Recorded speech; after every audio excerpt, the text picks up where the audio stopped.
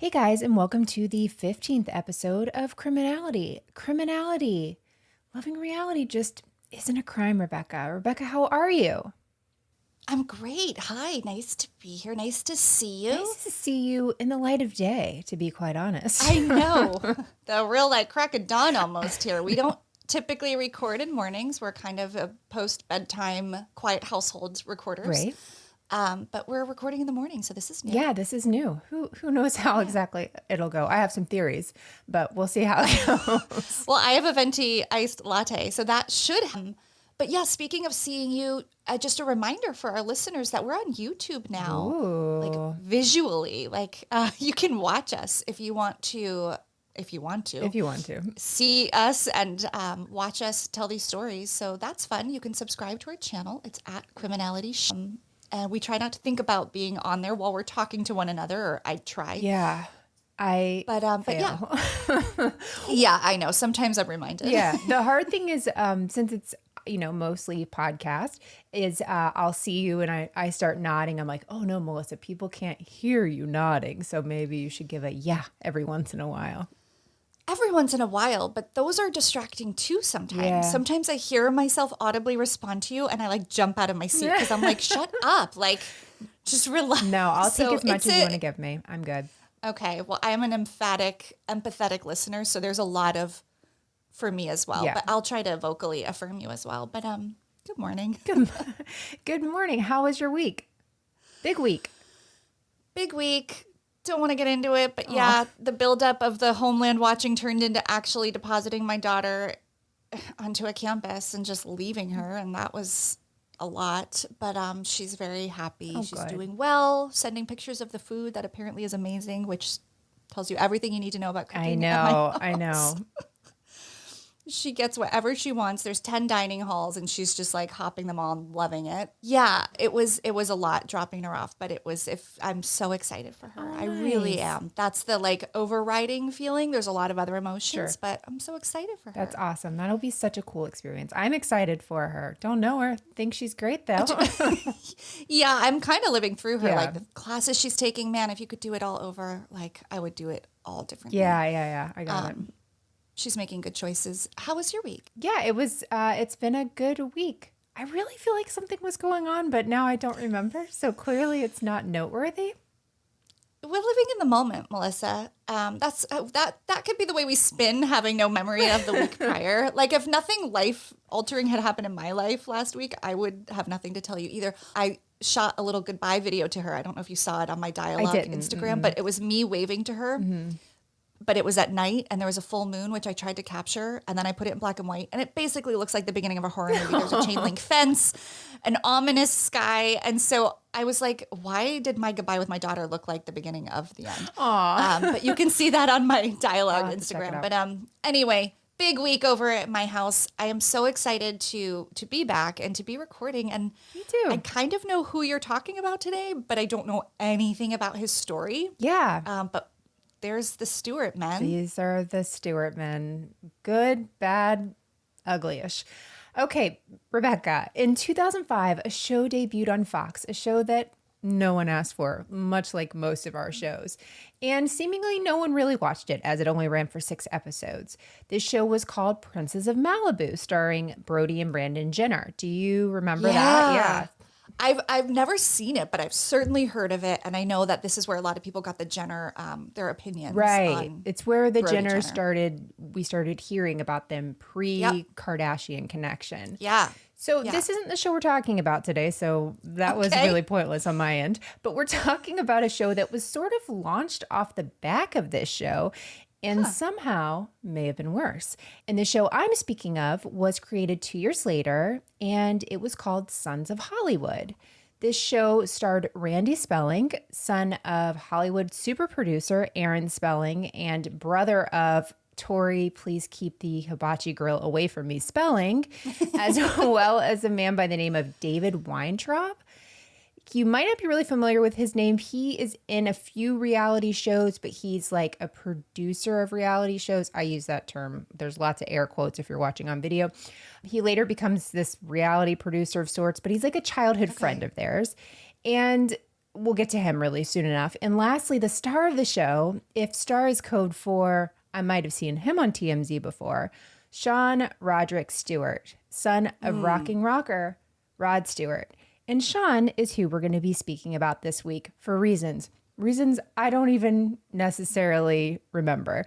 And so if you'll recall, my clues were Adrian, Audrina, and Maggie May. So Maggie May is a song by Rod Stewart. That was my Rod Stewart, or my one clue. And we'll get into the other two as we go along. Okay, I'm nervous for some reason. I don't know why having two women's names and a story about him is making me uncomfy. Yeah, no, that's probably good. It's okay. We've done. I'm in my douchebag phase apparently. So we've done my season, my Ryan Lochte, and this. It is what it is. I think he describes himself very well, as you'll see as we go along. I love your douchebag face. It's like Picasso's blue period. This is how you're going to be remembered. I love it. Honestly, that's probably true. So my family would even agree. Sean Roderick Stewart was born in LA, as you can imagine, to parents Rod and Alana Stewart. Are you familiar with Alana Stewart? I'm not. I'm familiar with Kimberly Stewart. Okay. Well, she'll come up too. If you aren't familiar with Rod, could I please join you under the rock that you're living under? I'm tall, I don't snore, and I've been known to apologize for things I've never even done. I make the perfect roommate. But enough about my issues. On to Rod's issues. Marriage was an issue for Rod Stewart. Throughout his life, he's been married 3 times, but has famously had 8 children with 5 lucky ladies. I did not know that. He wasn't really big on marriage, though, as he once famously said, quote, "Instead of getting married again, I'm going to find a woman I don't like and just give her a house." And people say love is dead, Rebekah. Honestly, I wouldn't mind bumping into him. Like, right? Also, call me, Rod. You'd hate me. Buy me a house, shut me up. I'll never bother you. I can be quiet as a mouse. So Rod's first actual marriage, though, is to Alana Stewart. And Alana was a model. Duh, that makes perfect sense, right? She had been married to George Hamilton before that. Do you know George Hamilton? Really tan, has like the Cindy Crawford mole, old-time actor. He always gives me, who is the actor married to Annette Bening? He always gives me those vibes, like womanizer, big into the ladies. Annette Bening and, you know who I'm talking about. It's not Warren Beatty. Warren Beatty. Good job. Gives me kind of those vibes. Gotcha. Whatever kind of reason. Like classic Hollywood. Yeah, I'm getting what. Douchebag? Maybe. What would they have called him in that era? Something else. Yeah. Player? I don't know. Okay, let's call him a player. So she was married to George Hamilton before. They had a son named Ashley, and you probably have heard of Ashley Hamilton. He's been in things through the years. He's very good looking, but he's kind of been in and out of trouble as well. And that couple divorces, and then in 1979, she meets and marries Rod Stewart. They stay married for just 5 years, but they have 2 kids. Kimberly, the socialite who wasn't on The Simple Life, but Harris was really gunning for her. And Sean, who was born on September 1st, 1980, making him whatever zodiac sign Googles themselves, because I'm absolutely positive he's going to find the show later. So hi, Sean. I don't know that to be exactly true, but he's got Google Alert set up. I promise you that. So when the couple divorces, Alana keeps the Stewart name and probably the house that came with it, because that's what happens. She's no dummy. Yeah. His divorces. Yeah. Side note, do you remember who Kimberly Stewart had a son with or a daughter with? It was big news because they were very unlike. No. It's an actor, a very famous actor. His first name is Benicio. Oh, Del Toro? No, Yes. I do not remember that happening. Gosh, Yeah. must be a gorgeous kid. Gorgeous kid. I assume I actually have not seen pictures. I was nodding no and acting like I knew what I was talking about. I was doing Erica Jane, right? Yeah. So, I don't know, but they weren't a couple. They just had a bumped child. uglies sometimes. Okay. And so then, they had a baby. Yeah. I mean, it's hard to imagine them together. Honestly, I wouldn't place them, but that's so interesting. It is, Share right? a child. Okay. They share a child together. But also, another side note, Alana and George Hamilton had a talk show in the 90s called George and Alana that I watched for some reason. Like, Wait, at a the lot of time my you child. watched? Oh, at the time, yes. Alana As and a George? child, I watched a previously divorced couple do a talk show in my teens. Of course you did. What was it about? Like lifestyles, just like this and that? Yeah, it was. I don't remember a lot about it. I think they just had celebrity guests. It was just one of those like Regis and Kathy Lee kind of. Okay. Notice I didn't say Kelly Ripa there, but Regis and Kathy Lee kind of things. The shade.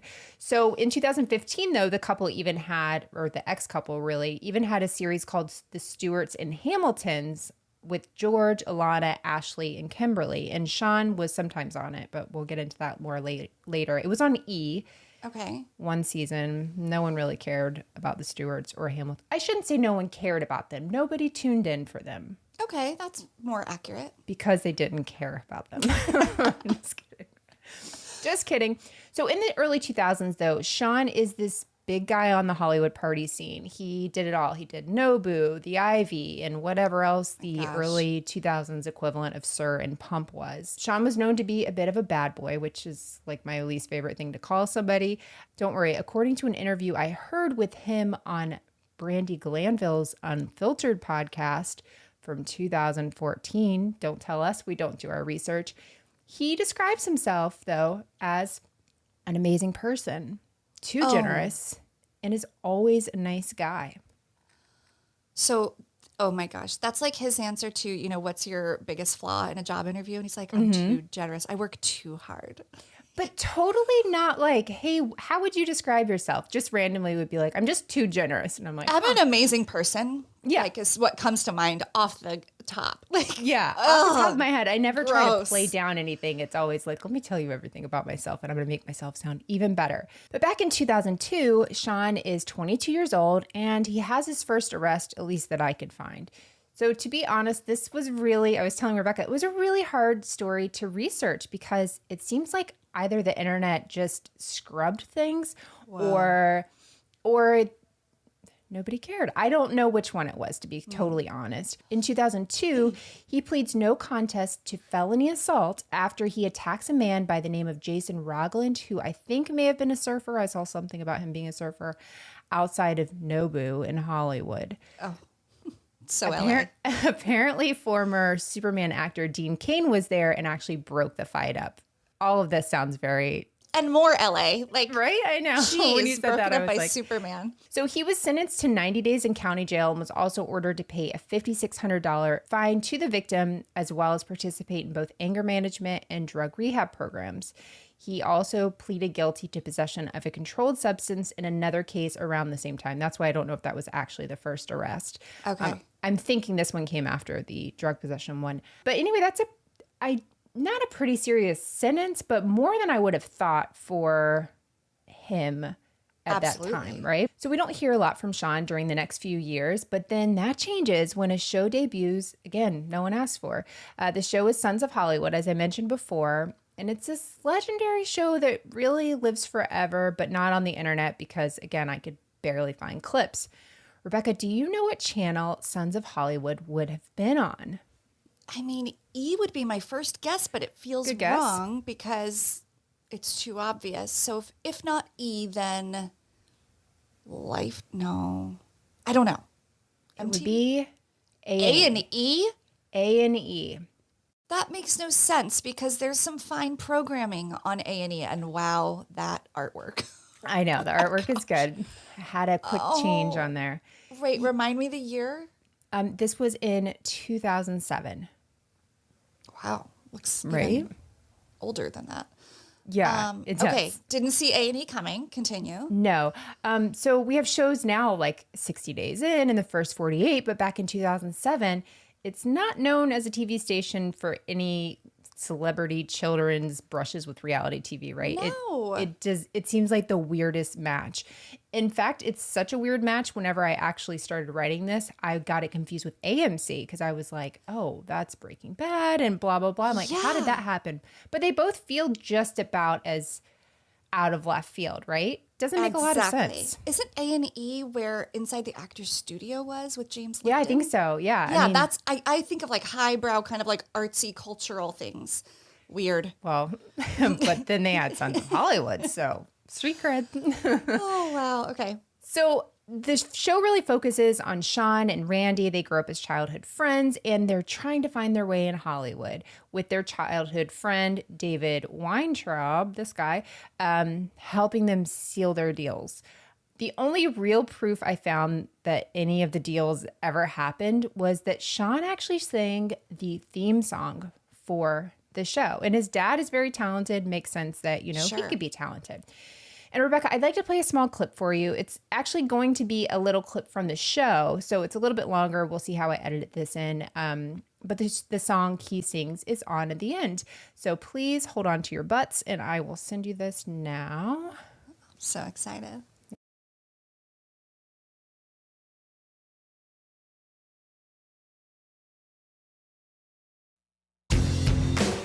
I'm David Weintraub. I'm a talent agent here in Los Angeles. Two of my best friends also happen to be two of my clients. Randy Spelling is an actor and the son of super producer Aaron Spelling. And Sean Stewart is the son of rock and roll legend Rod Stewart, who also happens to be an up-and-coming singer.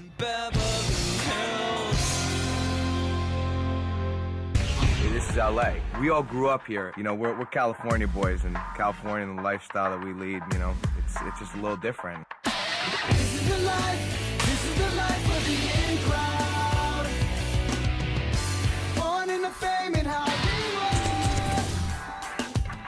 Great connections with no direction, still misunderstood. Bodies and parties and everyone watching me. Can't let it get to me. Living the life of the in crowd. So it feels like the poor man's reality version of Entourage, kind of. That's actually how it was billed to be, like a real life Entourage. Yeah, but with none of the like clever dialogue. Turtle is nowhere to be found. Yeah, like not compelling characters. I mean, but yeah, like these wannabe Hollywood guys who are connected but not. And I don't know. First impression that there's probably not one of them I like. Yeah, well, I think that's actually right. I feel like Randy Spelling has actually come a long way, and Good. I feel like he's matured, and he actually wasn't terrible. I don't remember a lot of that show, but I don't remember hating him.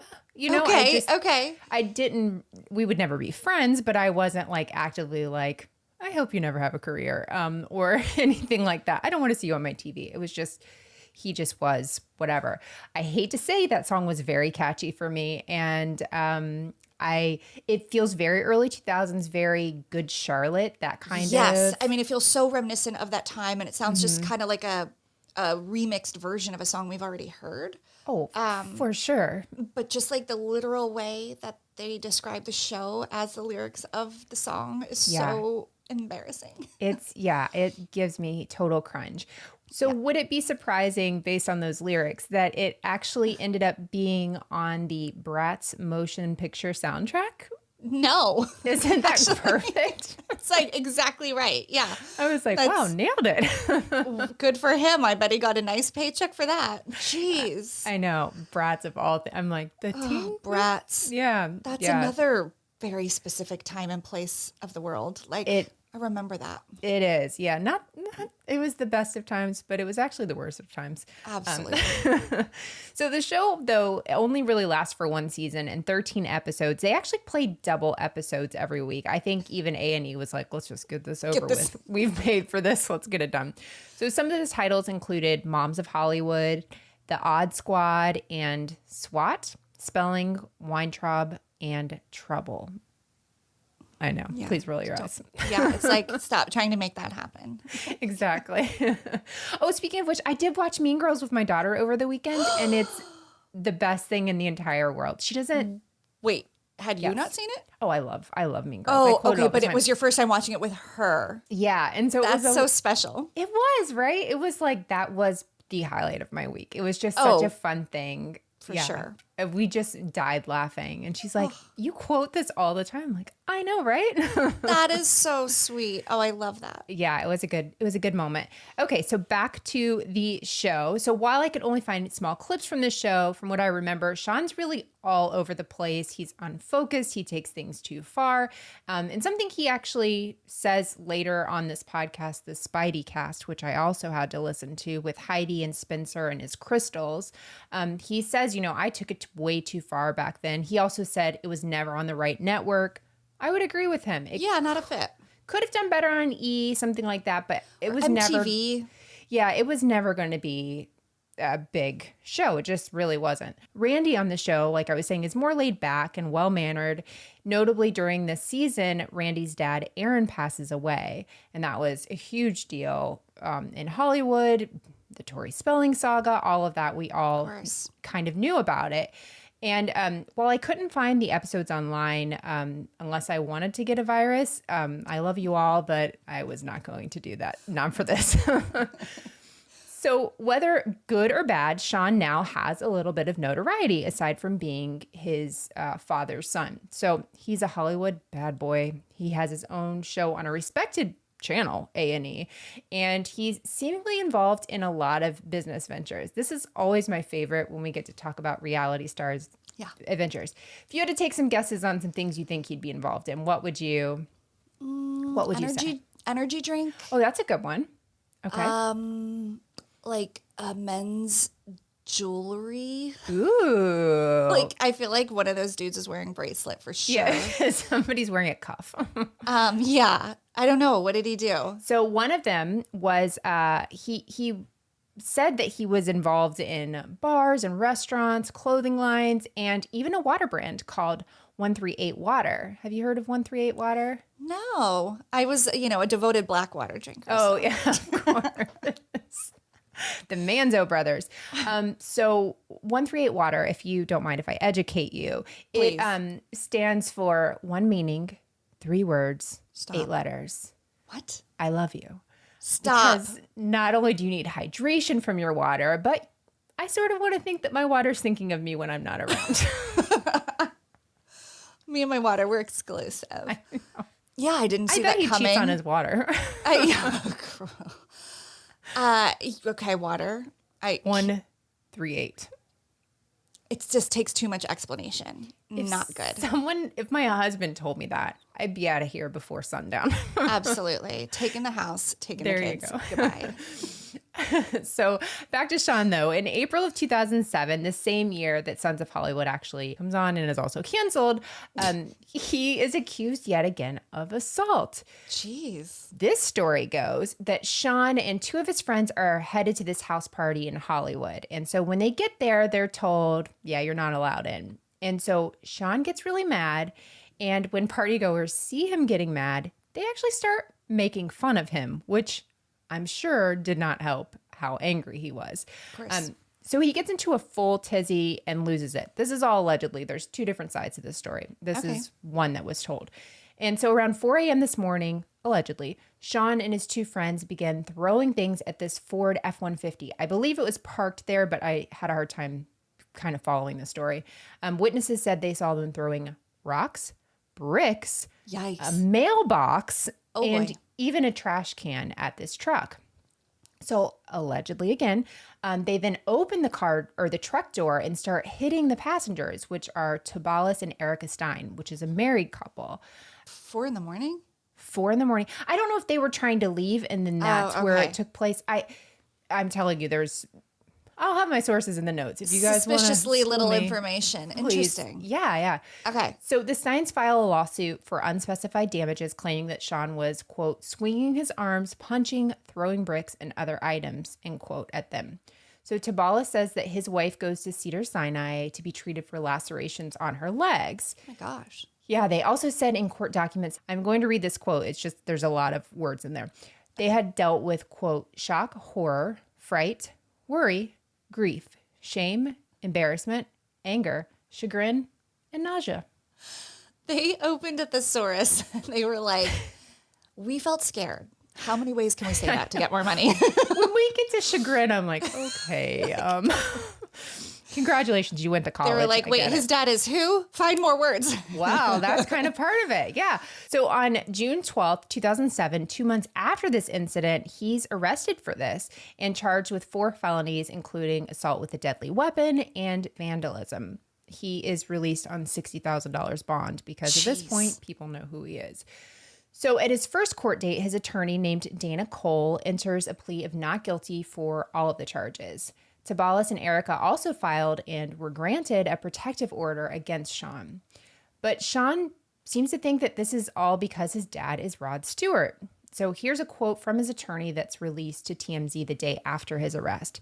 He said, quote, "We have conducted an extensive investigation since these allegations were first raised. We have interviewed numerous witnesses who were at the party on the night of the incident.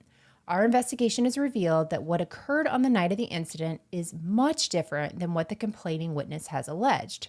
We will share our investigation with the prosecution at the appropriate time.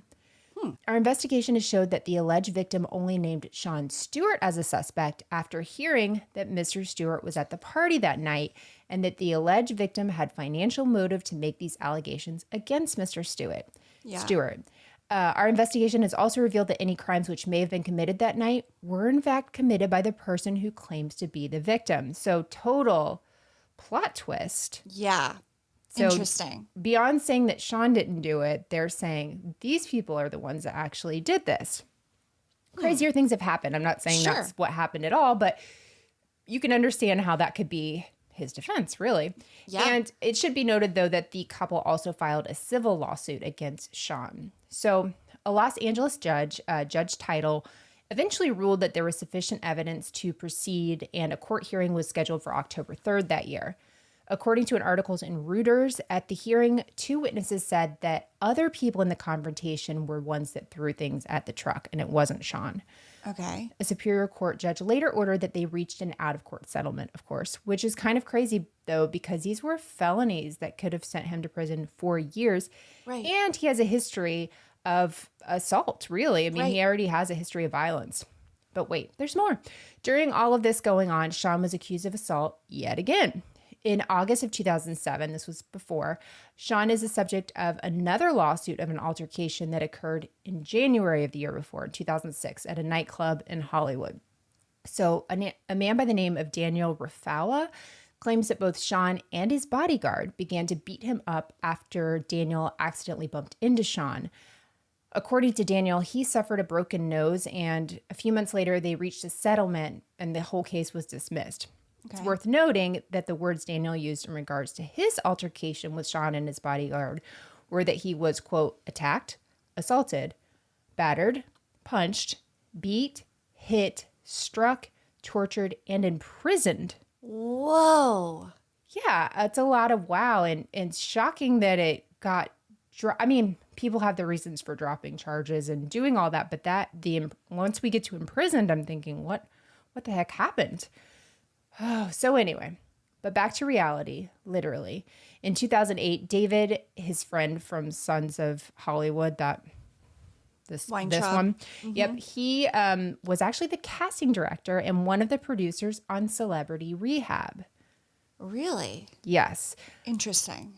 So David ends up asking Sean if he wants to come on the cast. And at this point, Sean was actually sober for a few years. Okay. But he still decided to join the second season to, quote, help others and deal with some other issues in my life that I have to deal with. So yeah, good reason.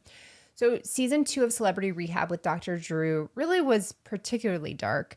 The season included Gary Busey, Rodney King, and Tawny Kitaen. Oh my gosh, I never saw that. Yeah, as of today, 4 of the 9 residents of that season have passed away. Oh, man. I remember watching it, and the Rodney King part, it was so tough to watch. And just you learned a lot about him because you always hear of him, but you don't really know him. And if you get a chance, that might be... I would be so interested to watch that. I had no idea he was ever on that. That's really interesting. Yeah. So, hey, Rebekah, would you like to take a little break from all this sad stuff so I can tell you a story about an appearance that Sean Stewart had that I had no idea he was on? Yes, please. Perfect. Okay. So in 2009, Sean was being sued on the Judge Jeanine Pirro show for for training sessions he had not paid for. So according to this trainer, the guy by the name of Xavier, he first meets Kimberly, Sean's sister, and starts training her at their house. I don't know if Sean was living there. I don't know that situation exactly. Okay. Then he started training Sean 4 times a week. Sean said at the time that he was DJing. I know that's going to be surprising to hear.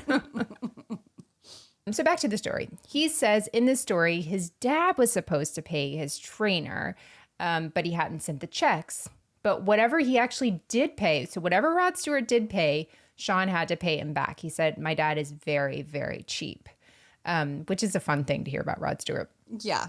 Well, also, I think he's got a lot of mortgages. Yeah, that's true. He's got a lot of baby mamas to support.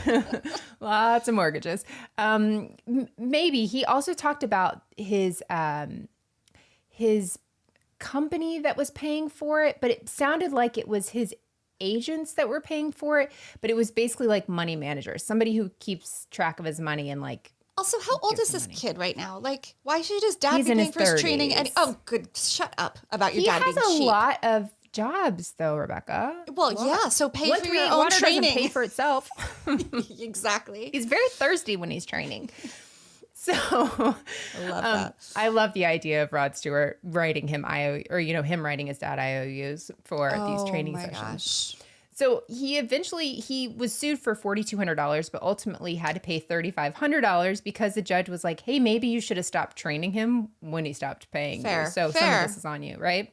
I will say in this judge thing, this is the most likable I've seen him. He actually seemed somewhat decent. I don't know why. It could have been a fluke. He might have been not very well hydrated that day. I don't know. But I was like, okay, I can see a little bit of charm here that I haven't seen before. Yeah. Okay. But then, Rebekah, in 2013, something happened. Uh-oh. Sean was linked with a tinsel-haired hotel heiress and Real Housewives of Beverly Hills star that's not any of the Hiltons. It was Adrienne Maloof. Sorry for the audible silence. I'm like falling off my chair. I forgot about this. Yeah, this was a good one. I forgot about this. Was a good one. But did you forget about Adrienne's tinsel hair? Because I've never forgotten it. No, never forget. Mm-hmm. This was oh my gosh. What a beautiful golden nugget in this story. Please tell me everything because I don't know how that all came to be.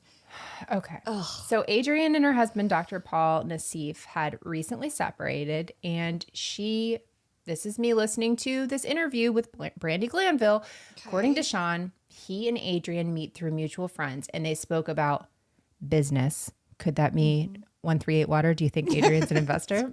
It's possible. Oh my gosh. Yes. I see her more getting excited about jewelry though. Being like, have you ever considered bracelets? Yes. What are your feelings on cuffs?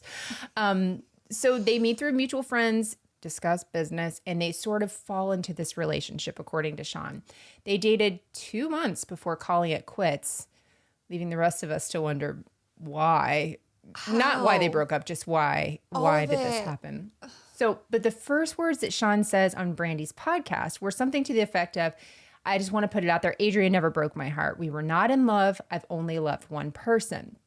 Yeah, he was very quick on this. And Brandi said, oh, was that one person the girl I saw you with at dinner? He said, no, that was my ex-fiance. That was a different type of love. We have to assume that's a 138 Water kind of love, I guess. Yeah. You know the type. The ex-fiance and be like, no, that's not the girl I loved actually either. Oh my gosh, this guy. Yeah. So, but that was his first thing is like, I want to clear something up. She didn't break my heart. Like, okay, bud, nobody. Had Adrienne put that story out that it was that way? So apparently, there was stories out there. And then the two of them kind of discussed. Brandi claimed that Adrienne had put stories out about her. And then they kind of said that she did. All that's very alleged. And, Adrienne has more money than everyone. So I want to be very careful how I say that. So it was all him saying that. Okay. But really, ever since then, things are kind of quiet in the world of Sean Stewart. That was until 2020. Rebekah, I'm not even sure if you remember hearing about this because it was 2020. Yeah, no. And before the world was on fire. But back in January of 2020, Sean, his father Rod, and a lot of the Stewart family is celebrating New Year's Eve at a hotel in Florida. Any idea what city this hotel would have been in? Miami? Try one more time. West Palm Beach. Palm Beach. Palm Beach. You got it. Palm Beach. The right Palm Beach. Yes, the right Palm Beach. Home of the arrest of Tinsley Mortimer, the course. Countess Luann de Lesseps, and Tiger Woods. Yeah. He's in there too. So the story goes, a security guard by the name of Jesse Dixon was working at a private event near a children's area, like at this hotel, when he notices a group trying to get into this area. Jesse tells the police that this group is really loud and they refuse to leave. And he says that Sean is one of the people there. He gets in the guy's face, Jesse's face, gets nose to nose with him. And he said then Jesse, places his right hand on Sean's chest and tells him to back up. That's when Sean shoves him, and then 74-year-old Daddy Rod gets into it and punches Jesse in the left rib cage, which I'm assuming this was on tape because I can't even imagine you can feel him punch you in the ribs. Like, I feel like that's an after. He's forever He's young. spicy. He's spicy. I'll give it to him. Thanks to the cameras at the hotel, though, the evidence shows that Rod and Sean are really the primary aggressors in this whole thing. So, oh my gosh. Yeah, Rod would go on to speak to officers and apologize, saying the issue came from Jesse being argumentative, which led them to being agitated. Don't you hate when people argue with you and you're agitated and you can't control what you do next? Yeah, I'm also starting to see a little bit of a pattern that maybe Sean's problems started with his dad. Maybe. Rebekah, they could use so you. Weird. Yes. You should have been his brief stepmom.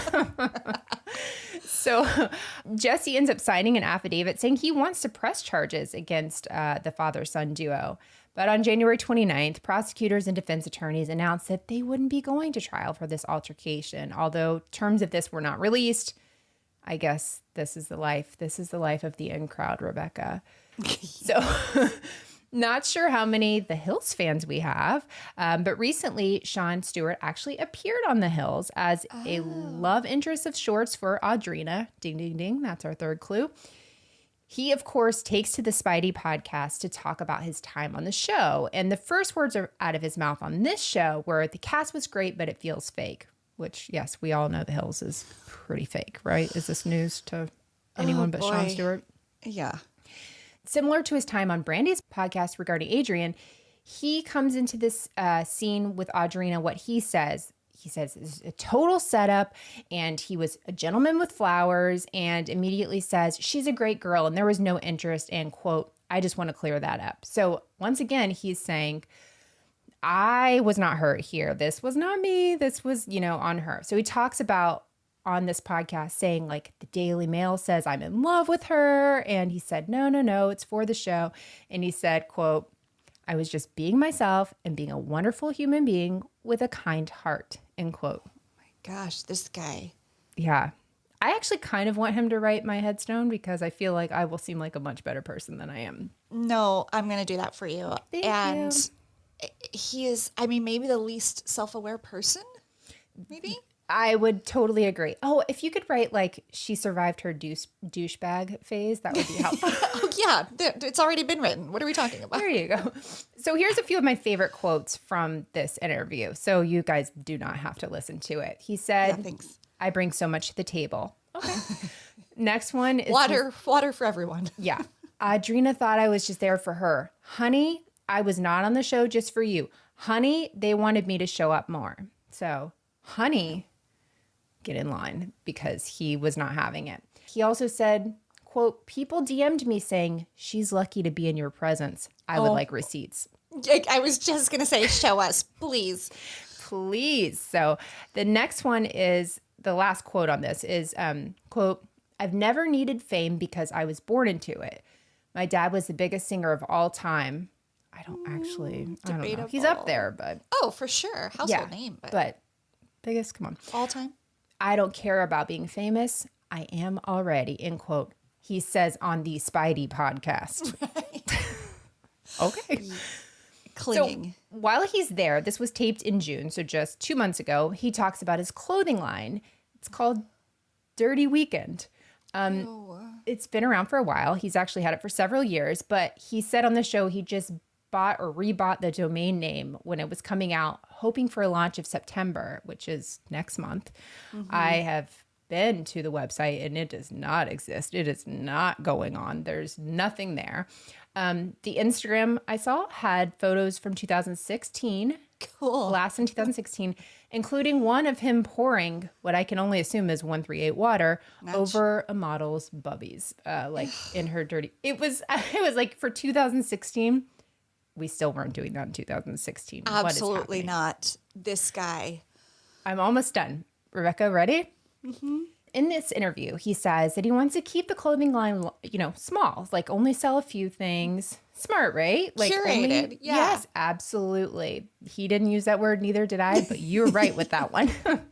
And so he's only selling 3 designs for women, 3 designs for men.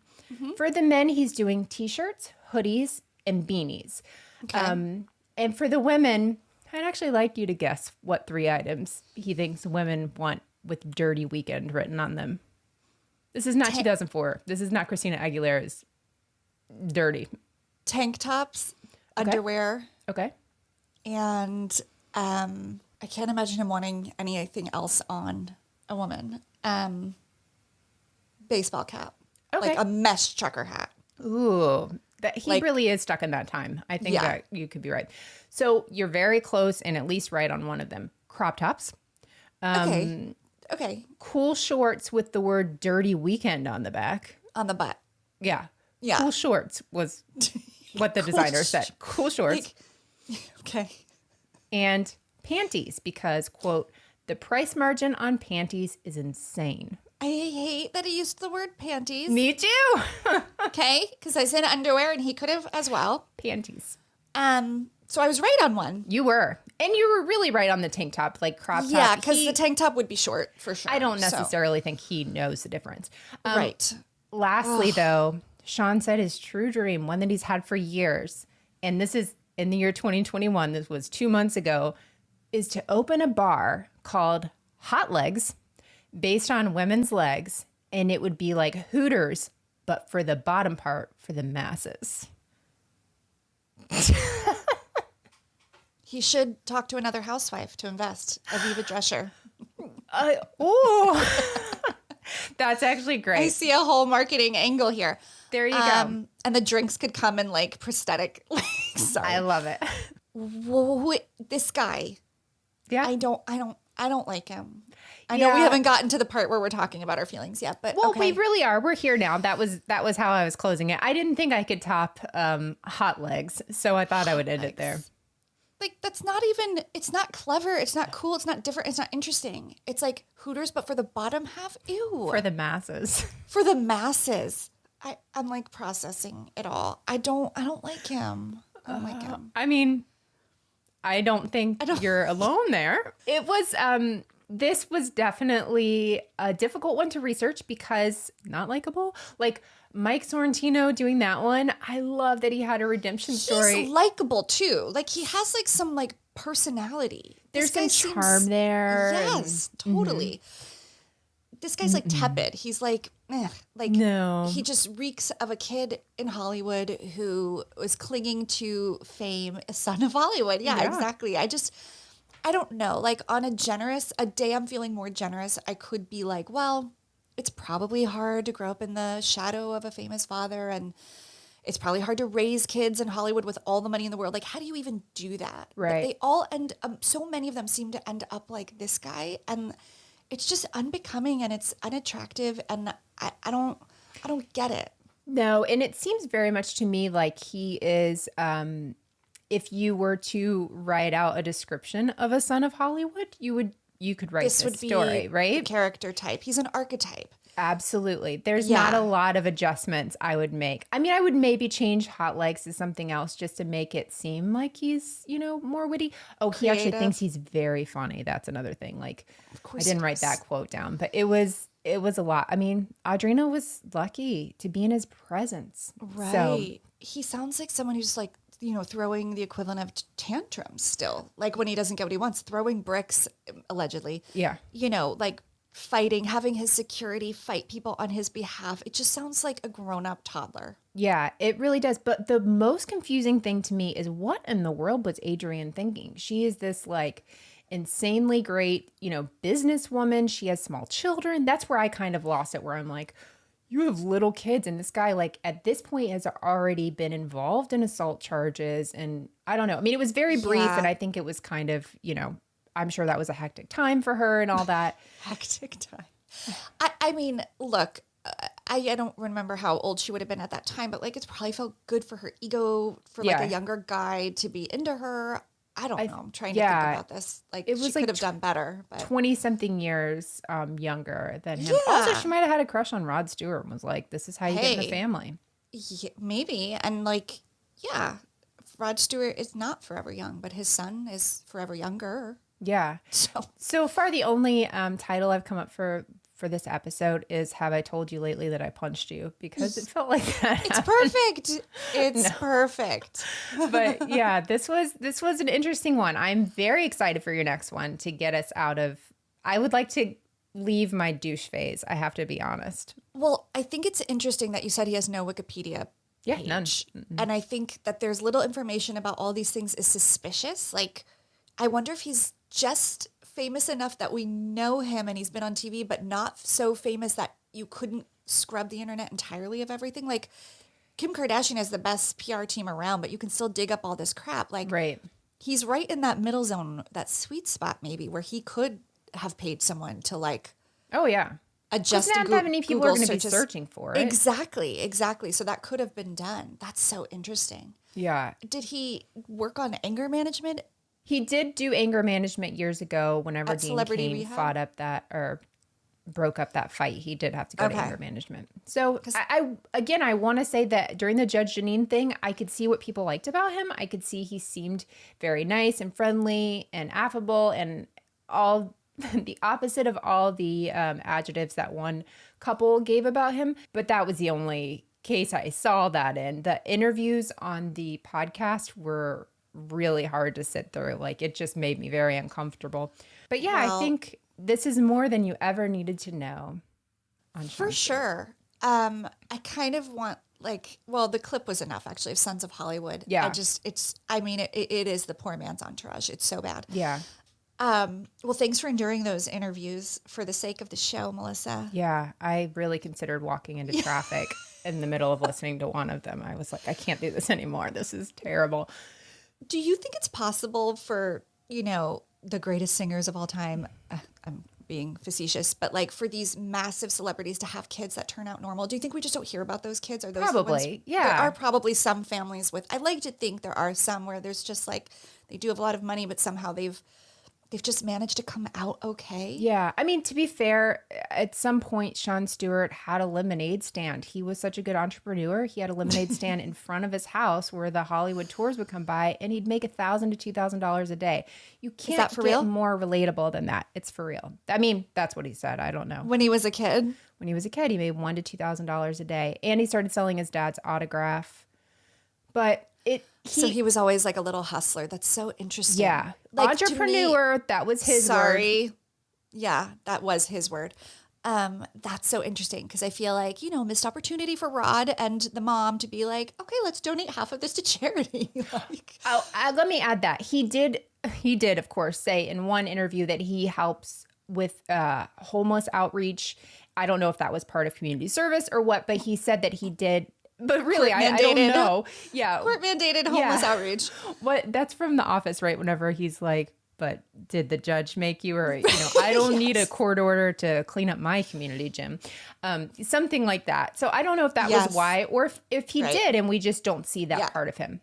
I think he'd mention it, but it seems like he would. He did mention it. I just don't know the motivation behind it. And so he talked about his donating his time a lot. So, that's there. Do with that what you want.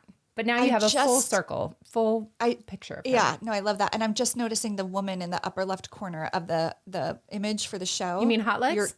Yeah, I was like, oh, there's the Hot Legs foreshadowing. Mm-hmm, it's not a pool boy, it's a pool lady. Yep.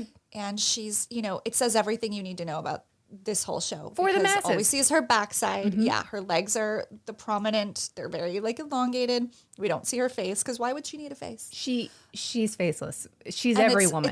It's the hot legs. It's the underwear. It's the future dirty weekend. it. It's Randy Spelling's tribal tattoo. Oh my gosh. Yes. Yeah, it is. Poor Randy Spelling. Wow. Who made him do that? So good. Yeah, so Well, good so bad. job. That was fun. That was really fun. Good. I'm glad because it's been a train wreck the whole week leading up to this. So, Rebekah, what are you watching this week? Okay, so I tuned into something that I think we've discussed that I think you watched a while back. So I finally got around to it. So Netflix. Okay. Sequel, I guess you might say. Couples. Oh, is this the follow-up Love is Blind thing? Yes, I finally was curious enough to like put it on and see what was going on. I think people loved it from what I saw. I was so underwhelmed and Me just too. like really unimpressed. And I thought the Janina Damien. story looked very manufactured. Yeah. Like I cannot believe that was true that he brought this girl. No. If it is, they deserve each other. But I just think the whole thing looked very set up. And then Jessica with the gift Yeah. to And Mark not even showing up. I was and like, Mark not even showing up. Yeah, I was very disappointed. But what surprised me, I'll tell you what was the most interesting thing, is that my 16-year-old son was like just passing through my room. I was watching it on my computer in my room while I was like cleaning or something. And he was like, is this Love is Blind? Is this a new one? And I was like, it's like after the altar followed. Did you watch Love is Blind? And he's like, yeah. And he like left and like fully went to watch it. And I was just like, I knew my daughter watched it, but I was like, okay, like we could have all watched this together. yeah, family programming. Who knew? But yeah. So I watched that. So I know it's not a fun answer at all. It's not No, new. it's all right. But everything else I watched was for my next episode, so I can't really say. Yeah. How about you? Anything new or good? So it's not new. It's something that I've been meaning to watch for a while, and it's multiple seasons. So I've just been meaning to watch the last season. So my clues are, I'll probably give you 4 if you don't get it on the third. Kim, Okay. Jimmy. It started on AMC, but you can watch it on Netflix or Amazon Prime. Kim Heroin. and No, meth, Oh. meth. Breaking Bad. But I am watching that now. But Better Call Saul. Better Call Saul. I'm watching the last season. So I think maybe since we last recorded, Bob Odenkirk had a heart attack. And so that put it in my head that I wanted to finally watch this season. Yeah. Man, it's so good. Did you ever watch any of the Better Call Saul? No, Did you watch Breaking Bad though, right? I never finished. I tapped out. I was so affected by it. I Okay, can watch some gnarly stuff, Melissa. There's something about dramatized drug use that just, and I don't know why. I like the guy fell through the tub in whatever episode that was early on. First episode. Oh, No. second episode. I think he died first episode or something. Okay, I think I hung on a little longer than that, but it was shortly after that. I just tapped out. My husband continued and loved it, and I just couldn't. Yeah. No, I get that. There's different things. Whenever kids are affected on a show, it's just a no-go for me. I can't do it. So I get there's different things. But I will say, if you are a Breaking Bad fan and you started Better Call Saul like me and you just kind of weren't sure, because at first it was very slow moving. It is so great as far as character development. His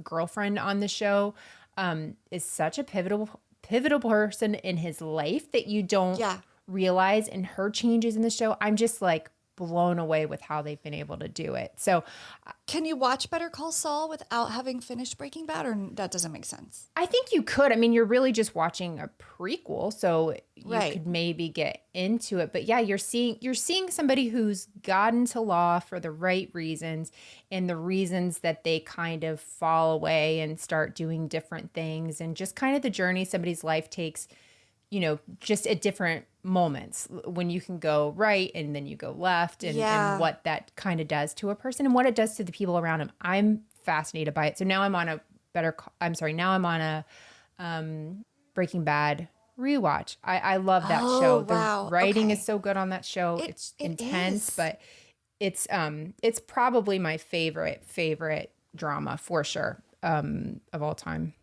That makes me want to go back and try again, because I think my husband calls it like his top 3 shows ever. And he's like kind of, I don't know. He's like critical. So I know it's good. It's been called like one of the greatest shows ever. Yeah. I know.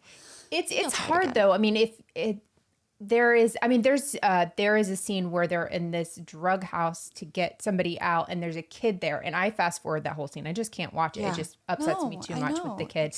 So there's some things that I know that like I just don't want to sit through, and I'm probably going to miss something, but I'll be fine. That's okay. Yeah, exactly. Know thyself, as I like to say. All right, that's cool. And then, of course, we had the White Lotus finale, which was our show Yes. last episode. And we talked about it on Instagram and social media with our listeners a little bit. But, like, that was a great ride. Did not love the ending personally. Didn't you feel like you were missing something because other people seemed to love it? And I was like, what am I Yes, not I feel like the getting here? only person who didn't love the ending. And I think it's because I expected so much more. And I predicted the ending. And I'm never good at that. So I'm like, oh, Armand is going to die. And I really felt like Shane was going to be the killer. Right. And I thought, and I maintain that I think it would be a great plot twist if he had somehow thrown his wife under the bus for it. Like, and that's why she wasn't at the airport. I like Because that. somehow he pins it on her, and like that would to me like epitomize just how awful he is. Right. And that like her instincts were right. But maybe that was too far fetched. I don't think know. that's what it felt like. I saw somebody on Twitter write that the like HBO shows The Undoing was the Mayor of Easttown best ending, then The Undoing, which was a terrible ending, and then White Lotus. It just, I think there was so much buildup, and it could have done more, but I feel like agree. 3 more episodes, you would have just been blown out of the water. But now it's hard for me. I loved the show, but now I'm like, the ending was terrible. That's like, what's that show? Bloodlines. I loved Bloodlines on Netflix. I never watched. The first 2 seasons, third was, I wish they would have just canceled it after the second. It just ruined it. You know, it just, you're like, sometimes that happens. Yeah. I'm still excited for season 2 to see who they bring in and for what sure. they do. But yeah, I was a little disappointed at the ending, but yeah. But I still think, a good summer watch. and amazing that they were able to make that during the pandemic. Like they only had very specific, I mean, there was a lot that went into it that made it incredible. It's just Absolutely. the ending, you're just like, oh, but maybe we were expecting too much in the sense that like, it's probably more realistic how it ended, really. Yeah, you're right. You're right. Except the son. I hated that. That he couldn't stay. Yeah, he's 16. They're going to know. come back and get him. It's not like they show this like triumphant thing of him in the water. And like, no, they're on a plane back to go get him. This is Home Alone 2 or Home Alone 4. It's over. That's so funny. That's true. Yeah. I know. Yeah, his character was such a cool part of the show just It was. because he's like the only person who had like a reckoning. Yeah. Maybe not the only, but I think maybe the only. Maybe. And the one guy, sorry, the boyfriend of Jennifer Coolidge. Paula. Jennifer Coolidge being Uncle Rico. That blew my mind from right? Napoleon Dynamite. You told me that, I think. Yeah, I think so. Well, yeah. So many good things to watch and so many good stories to tell. Do you want some clues for the next one? Please. Okay. I feel like these clues might be very guessable. Okay. But I'm just going to go with them because I'm at the top of my research. Mm-hmm. And so it's like I can't give something more obscure at this point. But Sure. I am really excited to tell this story. Okay. And the clues are actually, there's been a couple references to things, major things in my story in this episode that you said unknowingly. But I do think you know the story. Okay. I'm not going to guess Okay. just because everybody can have their chance. Okay. So Melissa's not going to guess. So listeners, here are your clues. Something I know a lot about, which is golf. Just kidding. I don't Got know it. anything about golf. New York City Okay. and an NDA. Ooh. So- yes. I think I know what it is. I'm excited.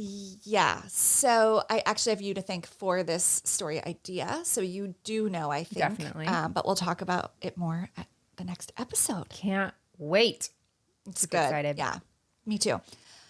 Until then, Have a great week, everyone. Find us on social media at Criminality Show. I think on Instagram, Facebook, Twitter. Rebekah at Dialogue Podcast. Check her out every Wednesday. every Tuesday you can hear Melissa, one half of Moms and Murder podcast. And find us on YouTube. We're here. The first 12 minutes isn't on of the last one because I forgot to hit record, but this week should be fine. Yay, we did it. We're waving from YouTube land. So awkward. This is why. Oh my gosh, it's the morning. Okay, let's never do this at 8 in the morning again. Sounds good. But this was good, and we'll see you next time. Bye. Bye.